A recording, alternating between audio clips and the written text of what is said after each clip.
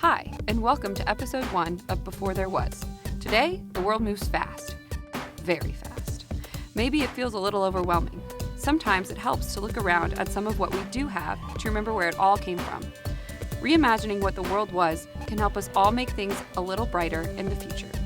To start, today we're going to look at something we take for granted until it's not there anymore. Air conditioning.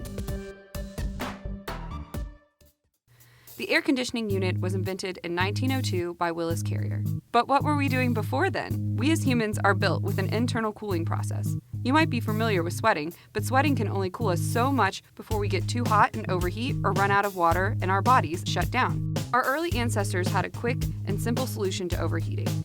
They lived in caves. Cave dwellings offered much cooler temperatures in the summer and shielded from the extreme cold in the winter.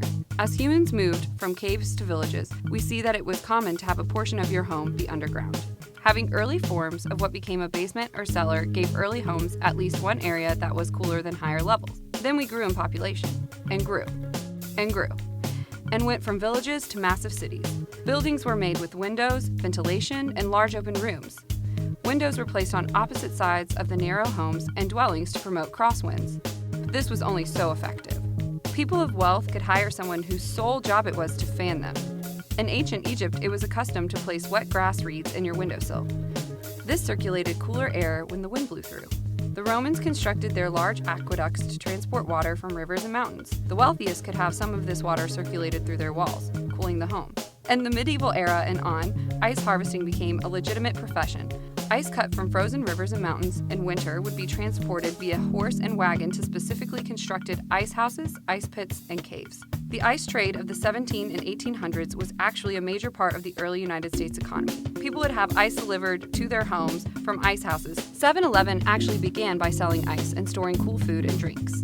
The use of metal in construction aided in the storing and keeping of ice, once again, underground. In Buffalo, New York, 1902, Willis Carrier created the air conditioner using cooling coils filled with water and reversing the process that was then used to heat water and create steam. The original AC was meant to help companies regulate the amount of humidity in their factories, not for human comfort.